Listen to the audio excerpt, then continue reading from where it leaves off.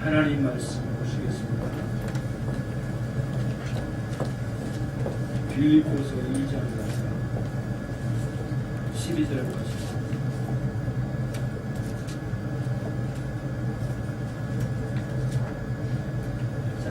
짧으니까요. 같이 읽겠습니다. 그러므로 나의 사랑하는 자들아, 너희가 나 있을 때뿐 아니라 더욱 지금 나 없을 때에도 항상 걱정하여 두렵고 떨리고 너희 구원을 이루라.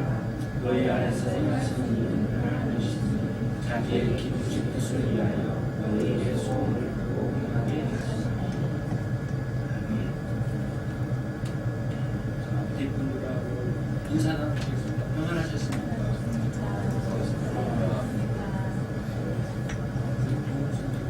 항상 뒤에 갔습니다. 내 눈이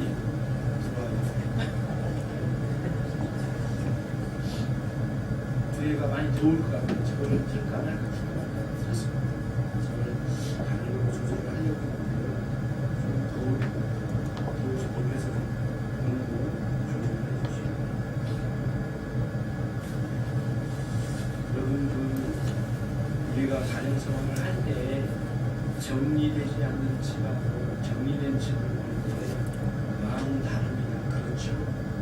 정리된 아이들 키우다 보면 정리 안 될 때도 있고, 그렇죠. 누구의 정리되지 않는 집을 오늘 정지하고 흉보려고 하는 게 아니고요. 항상 하나님 창조의 원리 속에 우리를 주셨기 때문에 질서를 항상 하나님께서 원하셔요. 그런데요, 신앙의 원리도 마찬가지예요. 나 혼자 은혜 많이 받았다고 막 지기 시작하면 질서가 깨지면 그 은혜도 결국에는 좋은 일들을 못 믿는 거거든요. 은혜니까 다 된다는 식으로 생각하면 안 됩니다. 항상 질서를 유지하고 그 질서를 따라 은혜가 흘러가야 하는 법이죠. 그런 거죠. 정리된 집이 아름답듯이 하나님은 우리에게 질서의 신앙을 굉장히 아름답게 생각하시고 아름다우신 하나님, 여러분과 저를 기뻐하십니다. 앞으로 우리의 신앙은 그 질서가 있는 신앙이요, 그 속에 은혜가 굉장히 뜨겁게 임하더라도 질서를 깨뜨리고 밖으로 튀어나가버립니다. 항상 그 원리가 있어요. 그런 게 이제 뭐냐면 여러 가지가 있죠. 왜냐하면 나 성경 없이 그냥 신앙생활 할래. 실제로 기독교 역사에 그런 사람들이 있었거든요. 기도 세게 해가지고 날마다 음성 듣고 이미 이렇게 싱싱한 음성 그냥 듣고 사는 거지 옛날 말씀 가지고 듣고 사는 거 아니야. 이런 식으로 나가가지고 이미 기본에 주어진 육신을 포기한 사람도 있었어요. 이게 기독교 신앙의 질서를 깨뜨리는 거거든요. 그건 옳지 않아요. 여러분과 제가 하나씩 말씀을 따라 질서를 유지하는, 질서를 잡아가는 작업들을 해야 될 줄 알아요. 그래서 성경은 66권으로 다양한 방식으로 글이 쓰여졌습니다. 어느 건 이야기 형식으로 쓰여졌어요. 그래서 이 사람과 저 사람이 대화하는 형식으로 이렇게 성경이 기록된 데도 있어요. 어떤 때는요, 마치 어떤 내용을 가르치는 선생님의 이야기처럼 나오는 내용도 있습니다. 어떤 내용은 아주 추잡하고 더러운 사건을 갖다가 그대로 갖다가 이렇게 기록으로 남긴 내용도 있어요. 그는 정말 다양한 방식으로 되어 있죠. 어떤 성경은 편지 형식으로 되어 있어요. 여러분 그동안 안녕하셨습니까? 쭉 쓰라가요. 그리고 이렇게 해서 문안드립니다. 편지 형식으로 쓰여진 것도 있어요. 다양합니다. 여러 가지 방식이 있어요. 그러나 그런 다양한 방식으로 쓰여진 말씀들을 정리가 되게끔 일치되게 질서를 유지하고 있어요. 어떤 질서를 깨뜨리고 가지 않아요. 그리고 66권 전체가 질서를 유지하는 가르침의 교훈이 질서롭게 와닿도록 성경을 그렇게 우리에게 주셨습니다. 그러므로 우리가 성경의 말씀을 받아서 삶으로 살 때는 질서롭게 그거를 받아들이고 질서롭게 풀어내야 되죠. 그렇지 않으면 실타래가 엉켜버린 것처럼 신앙생활이 엉키면 결국에는 굉장히 어려운 상황이 와요. 그러니까 이단 종파에 빠진 사람들이 어려운 이유가 거기에 있어요. 삶의 질서를 이렇게 꿰뚫어보는 하나님의 말씀의 가르침이 없고요. 그냥 어떤 한 가지로 모든 걸 다 이야기하려고 하는 거예요. 여러분 도끼를 가지고 날마다 무 껍질을 벗겨가지고 요리해서 먹는다고 생각해봐요. 안 되겠죠. 의사 선생님이 수술하는데 식칼 들고 수술하겠다고 맹장 따겠다고 하면 여러분 들이대겠습니까? 안 되죠. 이런 거군요. 그러니까 질서가 있어요. 굉장히 수십 가지 레스가 있을 거예요. 훌륭한 의사 선생님일수록 더 그렇다는 거예요. 훌륭한 신자일수록 말씀의 여러 가지 질서를 따라 거기에 맞는 말씀대로 질서대로 우리가 살아가는 거예요. 여러분들이 그런 가르침의 질서를 잘 소유하는 그런 여러분들이 되시기 바랍니다. 그것이 교리. 모두 교리가 있습니다. 예, 박동훈 집사님도 교리 가지고 계시죠? 예, 장훈 집사님도 교리 가지고 계시죠? 교리가 있어요. 어떤 교리면 자기 나름대로 살자는 인생의 철학이 있죠. 그게 하나의 자기 가지고 있는 교리예요. 그리고 누구나 그러거든요. 근데 이제 우리는 이것이 좋은 교리인가 아닌가를 말씀을 따라 비춰봐가지고 수정해 나가는 작업이 신앙생활이에요. 깨달으면 얘는 그 내가 잘못했구나. 이걸 내려야 되겠다. 새로운 곳으로 정리를 가는 거죠. 이런 식으로 이제 쭉 가는 거예요. 그래서 교리가 굉장히 중요한 이유가 이제 거기에 있습니다. 교리를 뺀 사람은 단 한 사람도 없습니다.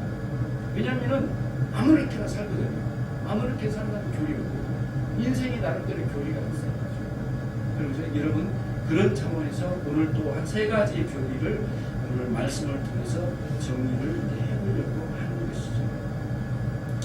첫 번째 이제 교리는 이미 지난주에 드렸던 말씀 속에서 5절에서 8절 말씀에서 이미 드렸던 말씀 속에 있는데요. 뭐냐면 자기 성찰의 원리예요. 그게 뭐냐면은 사도 바울이 성도들에게 편지를 해오는데 잘 살아라, 잘 먹고 잘 살아 이런 식으로만 주지 않았어요. 시민생활 잘 살아라고 해놓고는 잘 살 수 있는 근거를 딱 제시해줬어요. 그게 뭐냐면은 예수님 낮아지심의 의미, 낮아지심의 구원의 역사, 비하라고 하잖아요. 영광을 내려놓으시고 이 땅에 비참한 인생까지 내려오셔서 아주 겸손한 자세로 내려오셔서 사람들에게 군림하지 않고 오히려 섬김의 자리에 가고 심지어는 노예 형태로 내려가고 심지어는 십자가에 죽기까지 내려가셨다고 했어요.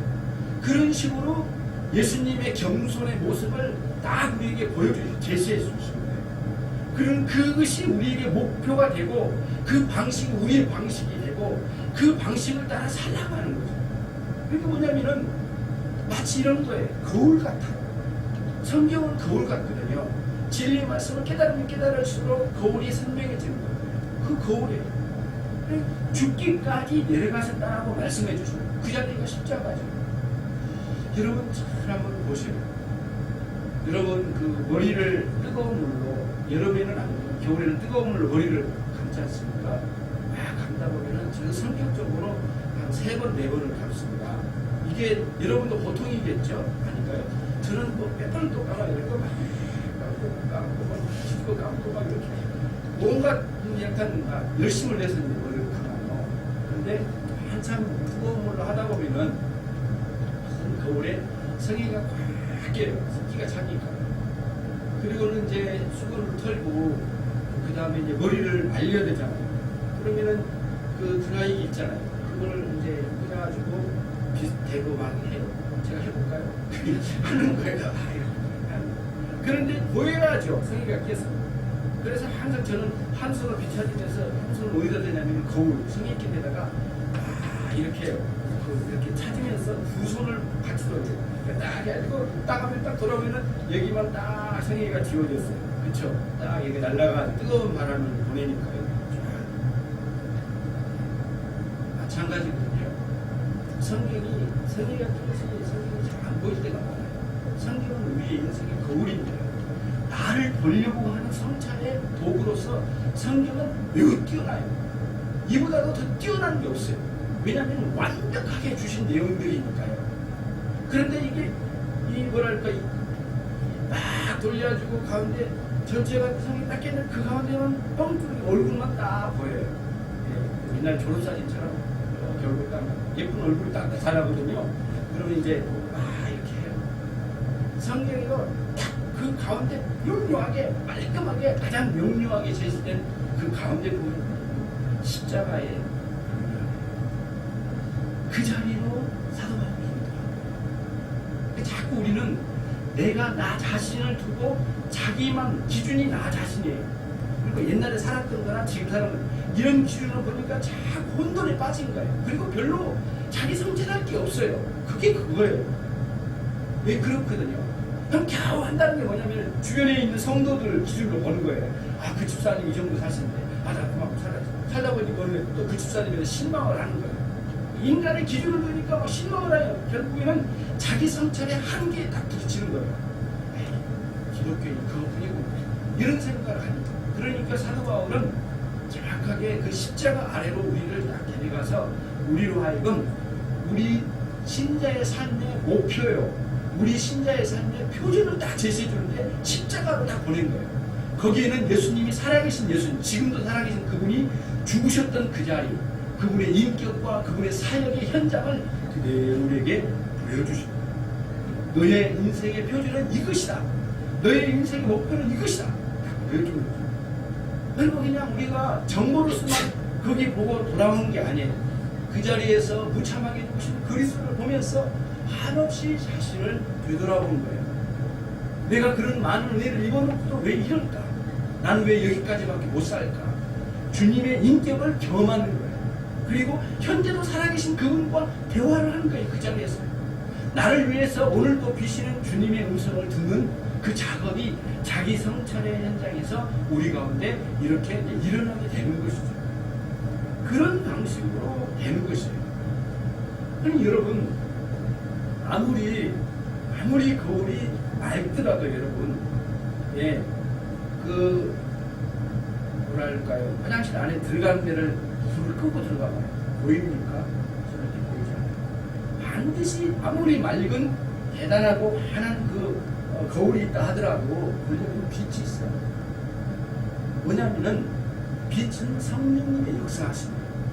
성경을 아무리 보려고 해도 성령님의 빛으로 역사해 주시는 그걸 조명이라고 하거든요. 조명 가게 있잖아요. 조명이 켜놓죠. 낮에. 예, 그 조명해 주십니다.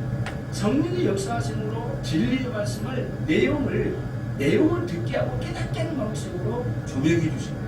그때 굉장히 거기서 놀라운 역사가 우리 안에 일어나는 것입니다. 그런 원리를 따라 우리에게 그렇게 비춰주셔서 우리로 하여금 되는 것입니다. 여러분, 지금은 다르죠. 이렇게 복사포도 있고 거든요.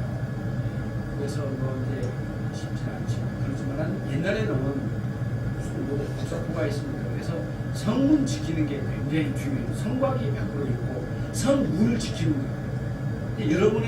여러분의 마음과 저의 마음은 끊임없이 죄의 유혹이 마음의 그 성곽의 문을 두들기는 거예요. 열어달라는 거예요. 자꾸 열어달라는 거예요. 그리고 우리로 하여금 자만심에 빠지게 하는 거예요. 제일 먼저 열리는 문이 자만심의 문이라고 봐요. 이 정도는 됐다. 그럼 여러분 이제 피곤하게 그럼 언제까지 어떻게 살아? 그거 아니에요. 주님 사랑하는 마음 생기면 자동적으로 우리는 우리의 마음 지킴이나 열심히 살고자 하는 마음은 자동적으로 생각나는 거니까 은혜는 사랑이에요. 은혜는 하나님을 향한 사랑이에요. 은혜의 방식은 거저주는 것인데 은혜의 내용은 사랑이에요. 사랑. 우리 주님을 사랑하는 마음. 내용은 사랑이고 사랑의 근본적인 그 핵심에는 예수님이 계시고 그곳에서 나온 예수님으로 흘러나온 구원의 역사, 이게 다 은혜예요. 은혜의 내용들이에요. 그럼 은혜 주신 방식은 거저주심이에요. 굉장히 놀랍죠.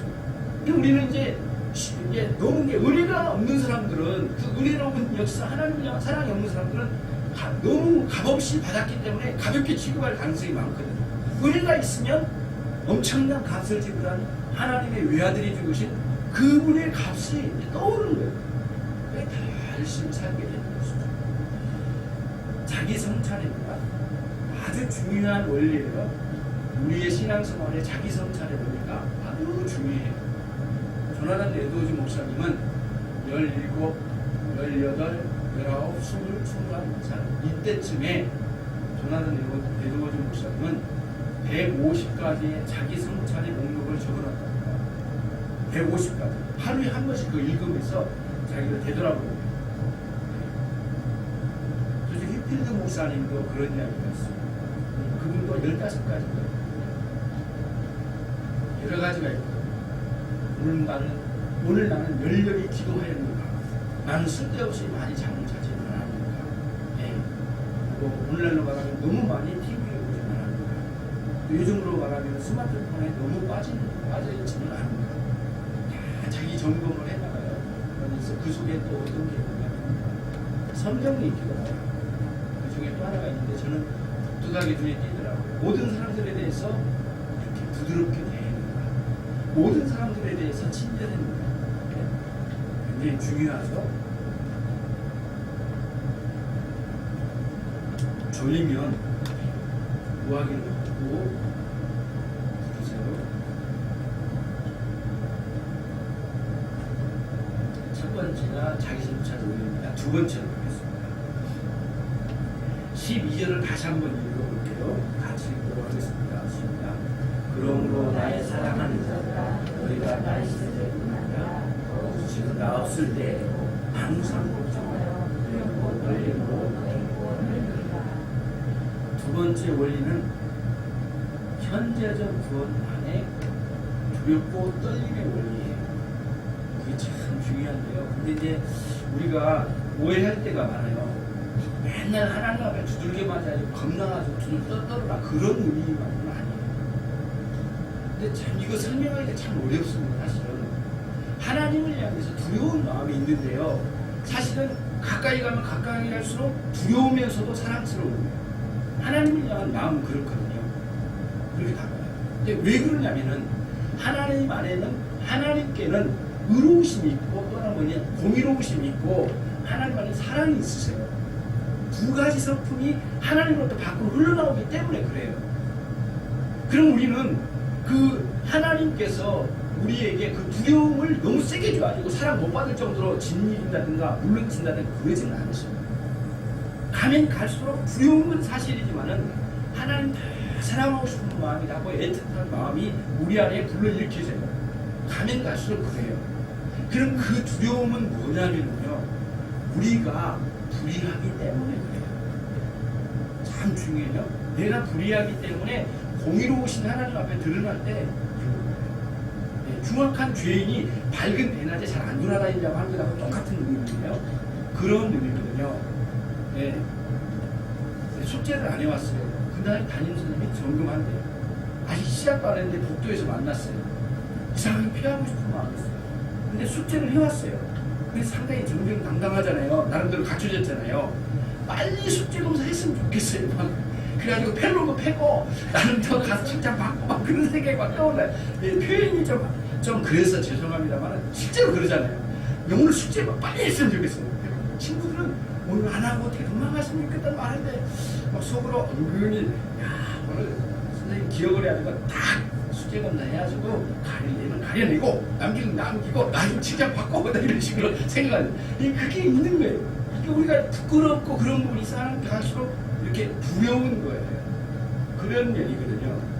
두렵고 떨림으로 구원을 이루라고 할 때는 그런 의미죠. 정확히 말하면 경각심이에요. 죄와 곁들여서 살려고 하는 나에 대한 경각심이에요. 이 두렵고 떨리는 마음은 하나님 앞에서요. 그러니까 오데바의 아내가 유혹을 할 때 나와 함께 잠을 자자. 그때 요셉이 딱 그랬잖아요. 내가 어찌하여 여호와 하나님 앞에 들지하리오 하고 딱 깨닫잖아요. 그런 경각심이 굉장히 뛰어난 사람이에요. 신앙의 순도가 굉장히 대단한 사람이죠. 그렇죠. 보통의 노예들은 안주인들에게 놀이개감이었다고 어느 부분에서 완전히 타락한 그 애국의 그 상황이 그랬대요. 그러니까 그 노예, 남자 노예들, 여자 노예들 완전히 엉망이죠. 그런 거죠. 그리고 거기서 그거를 요구를 거절하면 거의 죽음이라는 것입니다. 살아날 수가 없대요. 그런 상황에서도 목숨을 딱 걸고 어찌하여 내가 여호와 하나님 앞에 득지하려 하면 딱 자르고 가버리잖아요. 예. 겉옷까지 벗겼나 봐요. 땡기니까 이제 그 안주인이 더 힘이 셌나 봐요. 벗겨졌어요. 가지고 빼앗겠는데 도망가서 그냥 가버렸어요. 그거 가지고 이렇게 실갱이 하다가 소리 지르고 그러면은 그 현장으로 딱 잡히면 이제 또 이게 또 가버리고 있더라고요. 그리고 하나님 앞에 사는 거죠. 그게 경각심이거든요.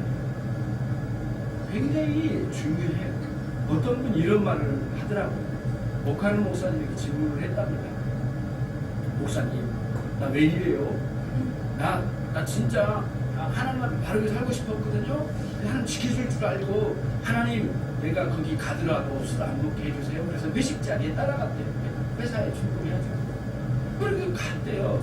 가면서 그랬대. 하나님 혹시 술자리 예 앞에까지 왔더라도 하나님 때리 치워주시고 부셔주고 엎어가지고라도 안 먹게 해주세요. 기도를 했대요. 근데 또 뭐라 그래 또 이렇게 했대요. 넘어갈 때 안 넘어가게 해주세요. 기도를 했대요. 또 넘어갔대요. 넘어가게 들어가는데 안 취하게 해주세요. 기도했대요. 실제로 이건 질문이에요. 그분이 이야기한 내용을 직접 들었거든요.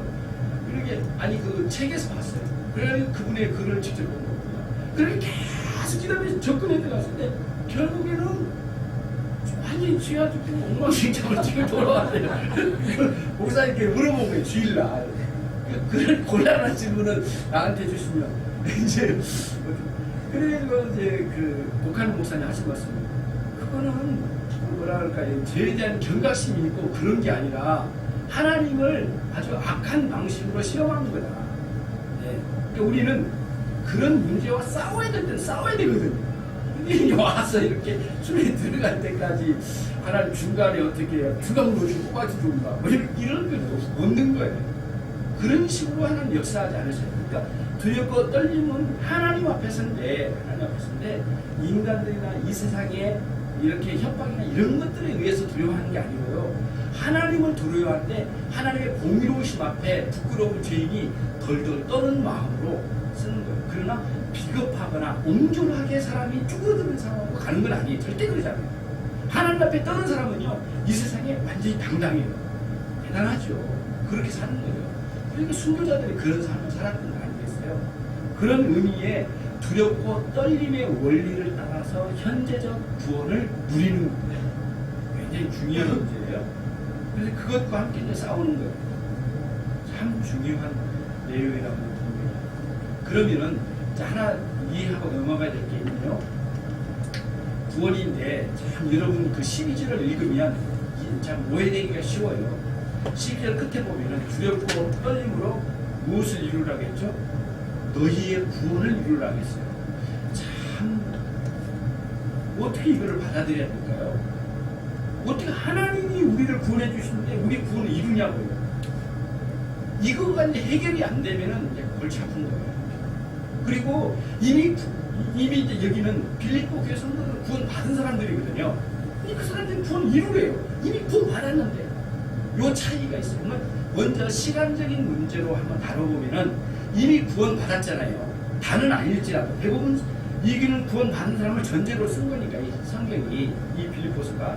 그러면 그 구원 받았다는 건 뭐냐면 여러분의 삶이 3년 전, 5년 전, 10년 전, 30년 전이니까 우리 주님을 영접하고 거듭나서 주님을 영접하는 구원의 역사가 있었죠. 그때를 과거적 구원이라고 해요. 과거적 구원이라고 해요. 어느 우리 지금 시점으로 볼 때 과거에 구원의 역사가 있었어요. 그래서 진행이 왔어요. 자, 그러면 문제는 또 하나가 있어요. 지금 현재 문제예요. 현재 우리가 그 구원에 합당하게 그 구원에 부합한 삶을 살아가야 되잖아요. 거기에 맞게끔 살아가야 되잖아요. 살아가는 과정이 현재적 구원이에요. 이 현재적 구원은 성화의 삶이죠. 지금 진행되고 있는 거거든요. 그러니까 이제 과거적 구원은 일시적이고 한 순간에 일어나요. 어느 순간에 내가 성령님께서 내 안에 들어오셔서 역사하셔서 나를 구원하는 그 순간을 알기는 참 어려워요. 거듭남 자체가 이미 가시적으로 일어나는 게 아니고 처음 시작은 어디로부터요? 그 속에로부터 영혼 깊은 곳으로부터 역사하기 때문이에요. 그런데 그걸 회심할 때 회개의 역사가 일어날 때 그거를 거듭남을 경험할 뿐이죠. 그렇죠? 그런 식으로 일어났는데 이제 지금 우리 구원 받았어요. 신자가 됐어요. 진행을 하고 있어요. 지금 현재의 문제예요. 이것을 구원을 이루어가래요. 그러니까 현재적 구원은 어떤 차원이에요? 진행 과정이에요. 언제까지요? 구원 받으면서부터 언제까지? 구원의 완성까지. 예수님 다시 오셔서 새 하늘과 새 땅을 이루는 그때까지. 네. 원래는 그게 한국어 하면 신천지인데 쓰기가 어려워요. 그래서 어떤 분이 교수님이 그러시더라고요. 우리는 오늘날 가장 슬픈 일이 하나 있습니다. 그래서 대단한 건 줄 알았어요. 그랬더니 그 한문을 잃어버렸대요. 그래서 어떤 한문인 건데 신천지를 잃어버렸습니다. 신천지라고 하지 말고 새한국어 새땅으로 합시다. 이렇게 이야기를 하면서 잃어버린 슬픈 사연 하나 그러면서 이야기를 하더라고요. 신천지를 잃어버렸는데 사실은 굉장히 그 내용 자체는 중요한 건데 이단들 갖다 쓰다 보니까 그 신천지가 이루어질 때 그 새하늘과 새 땅이 완성될 때 그때까지 과정이 현재적 구원이에요. 그것은 진행 과정입니다. 이게 성화의 삶이에요. 여러분과 제가 이렇게 과정 속에서 우리 주님과 함께 동행하기도 하고 그분과 함께 깊이 연합해서 참으로 신자다운 생활을 하게 되는 거죠. 그게 이제 오늘 여기서 말하고 있는 너희 구원을 이루라라고 말씀해 주신 거예요. 그러면은 이제 참 묘한 거 있어요. 또 하나가 있어요. 아니 내가 어떻게 내 구원을 이루어가요? 내가 어떻게 구원을 이루어가냐고요. 과정이라고 하더라도 그건 안 되는 거거든요. 근데 참 성경은 그래서 어려운 면이 있는 것 같아요. 명령으로 줄 때 뭐 해라 탁탁 할 때 명령으로 줄 때 항상 하나님의 은혜를 빼버린 상태로 명령 주신 적은 단 한 번도 없어요. 항상 약속이 있어요. 이렇게 해주겠다. 이렇게 해주겠다. 약속과 함께 가는 게 성경은 한 쪼가리만 가지고 다 보기가 굉장히 어려워요. 명령이 있는 곳에는 전적으로 하나님의 역사하심이 있지 않고는 이룰 수 없는 그곳이에요. 그러면 여러분 이제 명령이 안 주어지면 어쩌죠? 하나님 이루어주실 거야, 이루어주실 거야. 이것만 나오고 명령은 없다고 생각해봐요. 사람이 말의 능력이라는 것은 명령을 통하여 쫙 줄 때 다 다가오는 거거든요. 성경도 그 원리예요. 여러분과 제가 굉장히 나태하고 게으르고 잘 순종적이지는 않아요. 그러니까 하나님께서는 명령의 말씀으로 쫙 줘요. 그러나 그 명령만 주고 너 혼자 해봐라 이게 아니고 내가 반드시 은혜를 주겠다. 그러면 너의 부분을 이룩하라 말씀하십니다. 그러니까 이것이 이제 그 우리가 주도권을 가지고 하는 게 아니라는 걸 알 수가 있어요. 뭐냐면 13절이 그걸 이야기해줘요. 이루라고 해놓고는 바로 13절에서 보충적으로 이야기를 해주고 있거든요. 13절을 같이 한번 읽어보시겠습니다. 시작. 너희 안에서 행하시는 이는 하나님이시니 자기 이루신 뜻을 위하여 너희로 소원을 들고 하게 하시나니. 그렇죠. 근데 13절을 보면은 분명히 하나님께서 역사하신 거예요. 분명하죠. 근데 12절 끝에는 너희 이루라고 말씀해 주셔요. 그러니까 이루라는 것과 13절 사이는 떼면은 안 돼요. 같이 가야 돼요. 그거 굉장히 중요한 원리예요. 그래서 여러분이 이 신앙생활은 내 혼자 할 수 있는 일이 아니었구나. 사실은 근본적으로 하나님이 이루어 가시는구나. 나는 그 말씀의 명령을 받고 하고자 하는 의욕을 가지고 하나님 바라보고 이렇게 순종적으로 가는 거예요. 그러니까 이게 들고 마실 때까지 하나님 엎어주세요. 그러면 기도해도 안 되는 거예요. 그거는 가는 거예요. 의지적으로 우리에게 마음을 주시고 그렇게 안 하고 싶은 마음을 주시고 거절할 때 거절할 마음 주고 닿지 않고 나는 기독교인이라고 말하면서 그렇게 할 수 있는 거예요. 얼마든지 지혜로 갈 수 있거든요. 하나님 어떻게 날마다 번개치가지고 우리를 기절시켜서 만든다면 얼마나 힘들어요. 날마다 깜짝깜짝 놀면 우리의 심장이 약해질 거예요. 그렇잖아요. 날마다 하나님 나타나고 이놈아 딱 나타나면 여러분 잠 잘 수 있겠어요? 잠 못 자요. 네, 정신이 이상해질 거예요. 그렇게 안 하셔요. 항상 부드럽게 이렇게 인격적으로 마음에 담아내셔서 오늘도 여기서 그러시군요. 너희 안에 행하시는 하나님이시니 하나님의 깊은 뜻이 있긴 있는데 그냥 막 끌고 가는 게 아니라 우리 마음의 소원을 담아내셔서 깊이 우리 마음이 동의를 얻어내셔서 하나님 부족해서 그러신 게 아니고요. 워낙 우리를 향하여 인격적으로 대하시기를 원하시기 때문에 사랑이 하나님의 성격이세요. 성품이 그러셔서 항상 그런 형식으로 나가시는 거예요. 그래서 세 번째에 제가 이제 원리를 뭐냐면 현재적 구원의 하나님의 주도적인 원리라고 말씀드렸어요. 하나님의 주도적인 원리. 제 요약본에 올린 거랑은 조금 다르긴 하지만 방향 딱 들었는데 하나님의 주도적인 원리. 이 원리를 따라서 우리가 가는 것이죠. 주도권이 거기 있어요. 자, 참 중요한 부분. 이 주도권이라는 용어를 잊지 마세요. 주도권이요. 여러분 결혼 생활을 하시죠? 장 집사님 가정에 누가 주도권을 가지고 계신가요? 이렇게 물어볼 때 우리는 제가 갖고 있습니다. 그래서 여러분이 이제 저한테 물어보면은 이제 목사님이 가정 생활 주도권을 가지고 계세요. 여러분이 믿거나 말거나 내가 갖고 있죠. 하고 싶어요. 그러듯이 주도권 참 중요하잖아요. 가정에 어느 그 주체가 돼서 이제 가는 거거든요. 주도권이요. 참 중요한 거고요. 비신자로 하나님을 안 믿었을 때는 죄악의 능력이 우리 삶의 주도권을 이루어요. 잠깐 신자가 되고 난 뒤에는 하나님의 은혜가 우리의 주도권을 가져요. 이 원리를 잘 생각해야 돼요.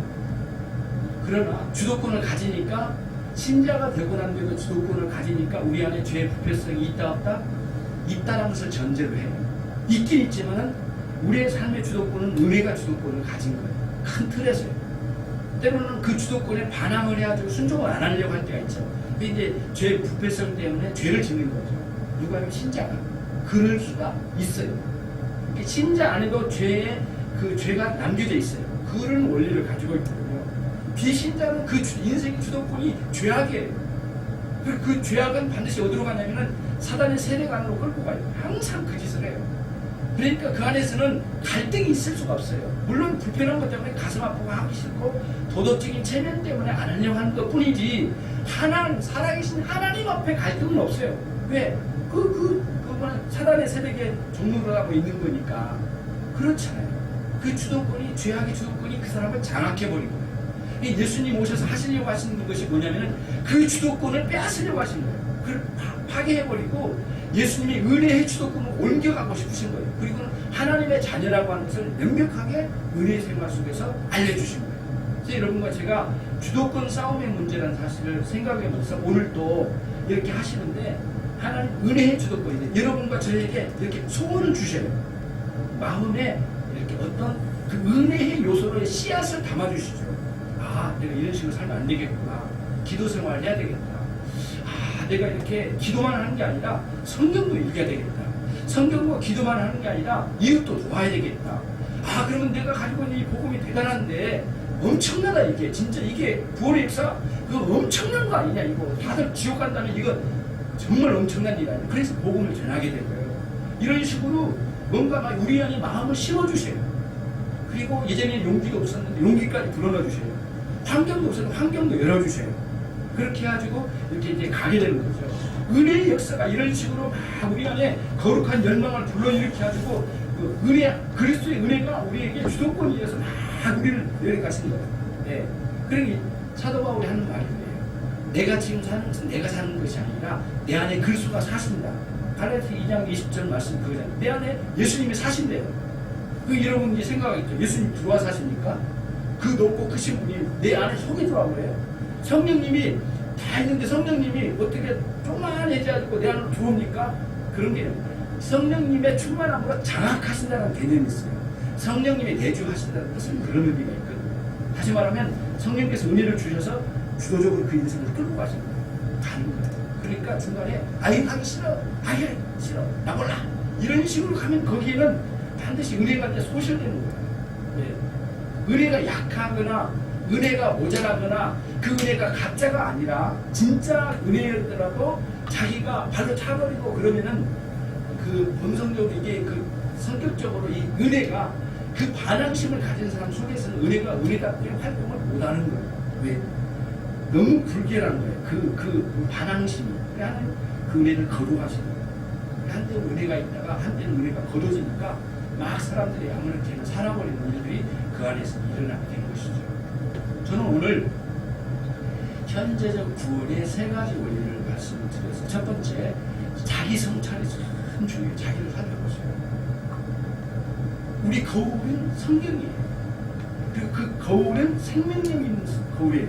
그렇잖아요. 그 거울. 하나님의 말씀에 자꾸 비춰보시는데요. 성경을 안 읽으면은 이게 이제 가능성이 없어요. 늘 말씀 보고 듣고 묵상하고 계시고 보고 그러면서 우리 자신을 이렇게 말씀에 비춰보면서 내 자신이 얼마나 더러운 것들이 묻어있는지 거울을 봐야 되잖아요. 그래서 씻어내야 되잖아요. 그렇잖아요. 그렇게 해야 되죠. 두 번째는 이 현재적 구원에 두렵고 떨림의 원리로 가야 된다. 하나님 앞에 가면 그러지 않을 수가 없어. 항상 의로우신 하나님 앞에 부끄러운 내 자신이 드는. 그러나 그 속에는 사랑하는 마음이 담겨있죠. 그게 경외심이에요. 경외심. 구약성기의 핵심이죠. 세 번째, 현재적 구원에 있어서는 하나님의 은혜의 주도권으로 이어간다. 우리가 이룬 게 아니고 그러나 명령은 받고 있다. 이 두 가지를 놓치지 말자. 이런 말씀이죠.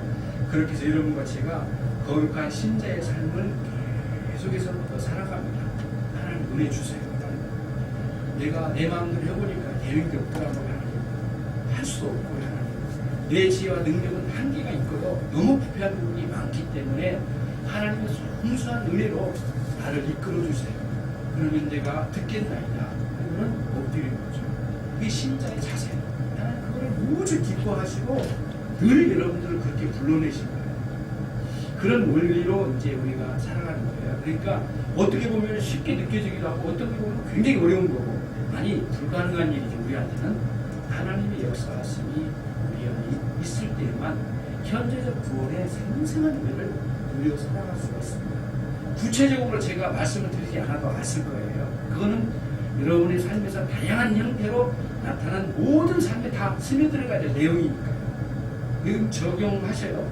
이 내용을 가지고 삶에 적용하세요. 힘들죠. ROTC 힘들죠. 훈련받기 힘들죠. 죽겠죠. 이게 너무 힘들죠. 왜 내가 이 고생을 해야 되냐. 그렇죠. 그러나 큰 그림의 신앙에서 적용해 나가면 다 되는 것이죠. 이렇게 말해본 적이 없습니다만 그렇게 돼요. 힘들어. 밤늦게까지 일을 해야 되고 또 그렇게 윗사람들의 지시 얼마나 힘들어요. 가정생활에도 다 스트레스 받아가지고 모였는데 또 그 안에서도 풀려지지 않으면 너무너무 힘들고요. 경제적으로 어려워서 막막하고 가족들이 서로가 서로를 몰라줄 때 그런 아주 뭐랄까요 모래알처럼 뭉쳐지지 않는 가운데 있는 것 같은 그런 마음이 있어요. 얼마나 마음 아픕니까? 하나님의 은혜가 있어야 돼요. 그렇죠? 오늘 현재적 구원의 원리 이 세 가지를 잘 붙들고 자기 성찰 그 다음에 두렵고 떨리는 마음 하나님의 주도권적인 역사하심에 내가 순종하게 나가는 그런 신앙생활로 삶이 새로워지기를 주님으로 축원합니다.